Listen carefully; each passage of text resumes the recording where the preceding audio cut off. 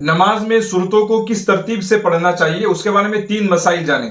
सबसे पहले तो ये कि कुरान करीम में जिस तरतीब से सूरतें लिखी हुई हैं उसी तरतीब से फर्ज नमाज में सूरतें पढ़ना जरूरी है, उसका उल्टा नहीं कर सकते। मिसाल के तौर पर पहली रकात में अलम तरा पढ़ी तो दूसरी रकात में लिइलाफि कुरैश पढ़ना जरूरी है, उसका उल्टा नहीं कर सकते।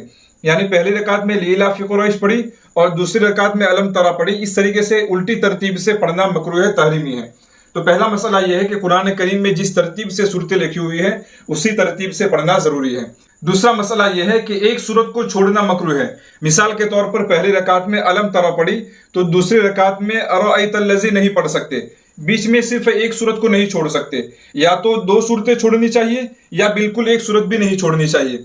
अगर कोई इस तरीके से पढ़ता है कि पहली रकात में मिसाल के तौर पर अरअयतल लज़ी पढ़ी, दूसरी रकात में इन्ना अतौना छोड़ दी और कुल या अय्युहल काफिरून पढ़ी, तो एक सूरत बीच में छोड़ दी। इस तरीके से एक सूरत को बीच में छोड़ देना मकरूह है। या तो एक सूरत भी नहीं छोड़नी चाहिए और अगर बीच में सूरत छोड़नी है तो 2 सूरतें छोड़नी चाहिए।